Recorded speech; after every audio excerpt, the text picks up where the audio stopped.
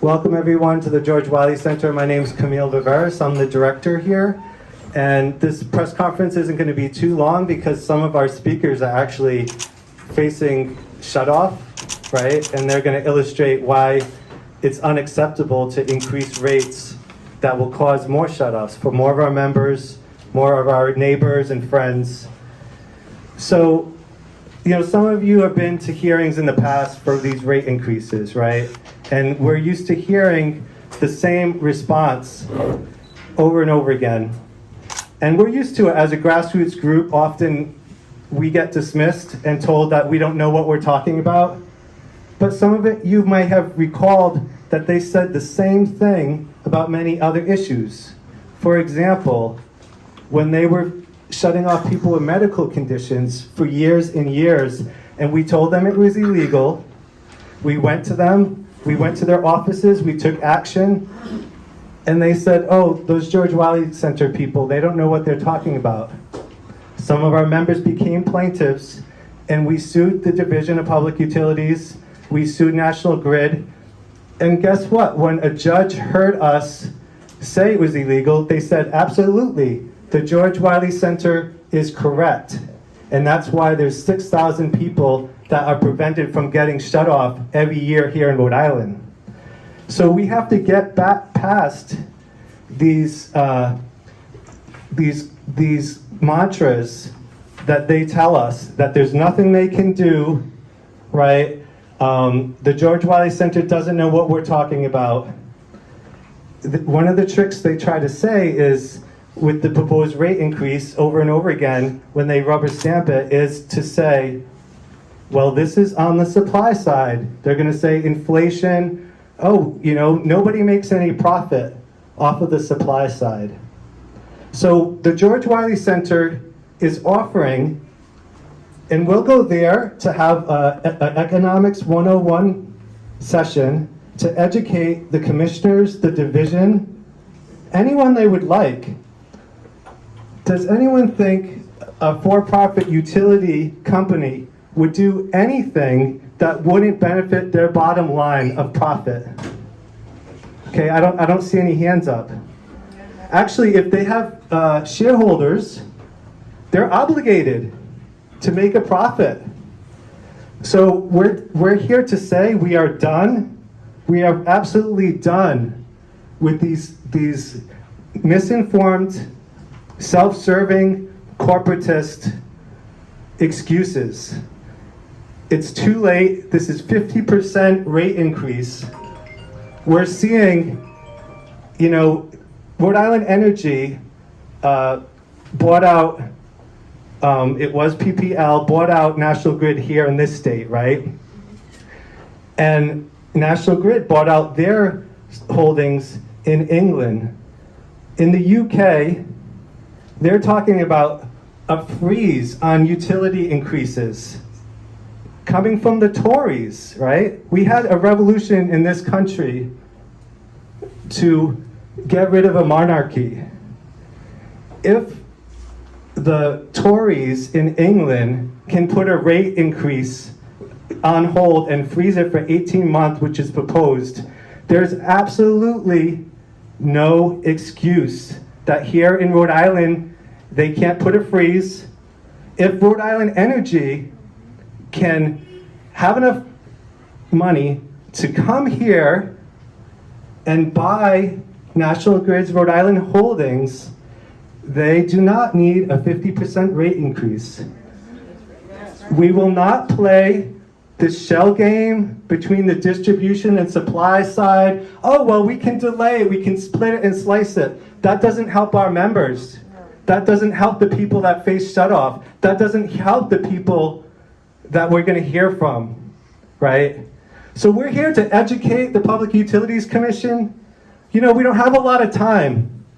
So we're asking them to do some homework, to talk to other leaders, right? Other PUCs. We're asking Rhode Island Energy, before you come to Rhode Island, ask who's working on the issue.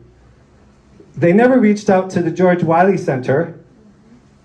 If they think that we're just going to accept these absurd, historic increases, they're wrong.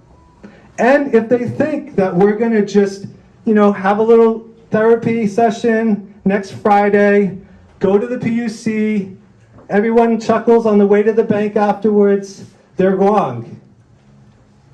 Politics is shifting, and we're not going to accept the status quo. We're not going to accept leaders that their solutions are to give people a $50, $60 one-time discount, but don't support a percentage income payment plan, don't support a rejection of this rate increase. We are smarter than that, and we have been around for 40 years. We're paying attention, we're building power, we're building more and more members every day. At the George Wiley Center, that's what we do, that's what we're going to keep on doing. And if they're going to escalate their attacks on poor people, like the Poor People's Campaign says, right? Fight poverty, not the poor. This is attack on our communities. This is attack on the disabled. This is attack on seniors. And we reject it, and we're going to organize against it.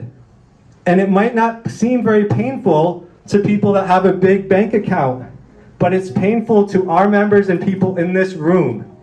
So without further delay, I want to introduce a leader, a fighter that has been more in touch with the George Wiley Center than any other legislator at the State House, and has been talking with us and concerned, and reached out to us right away when they saw this announcement, right?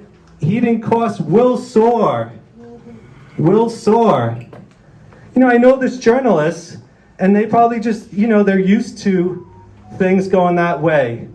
But we have 40 years of experience of seeing headlines like this and saying, heck no.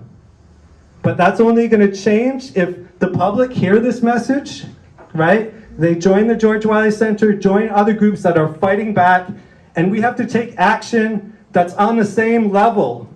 I would say their action to increase rates by 50% is quite radical, right?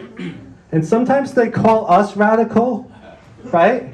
Which just means to get to the root cause of these corrupt situations where people are complacent, right? So we'll be there next Friday at 9 o'clock at the PUC. But we're not going to just leave it to them. We'll remind them. We can collaborate with them if they would like an education about how, in fact, utility companies work.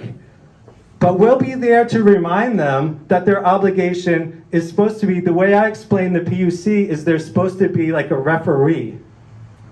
They're supposed to be fair. Yeah, they're supposed to not, make the utility company go bankrupt, but they're also supposed to protect us. Most ordinary people in Rhode Island, if we can follow a sports team and know how they're doing, we can follow the votes of the PUC. And if they want to pretend like there's a bureaucratic reason why they're not going to reject this, come up with another reason. They have plenty of tools. There's plenty of leaders. If political leaders want to say they care about the suffering, the utility customers, talk to the George Wiley Center, right? So without further delay, I want to introduce Representative David Morales. We're going to translate into Spanish these demands that we have. We'll open up to questions at the end. But in the meanwhile, we want to make sure that you hear from people that are directly affected, that have a different view of this status quo. Matter of fact, this will happen. So it's not going to happen on our watch, right? So when we fight, we win, right? Yeah.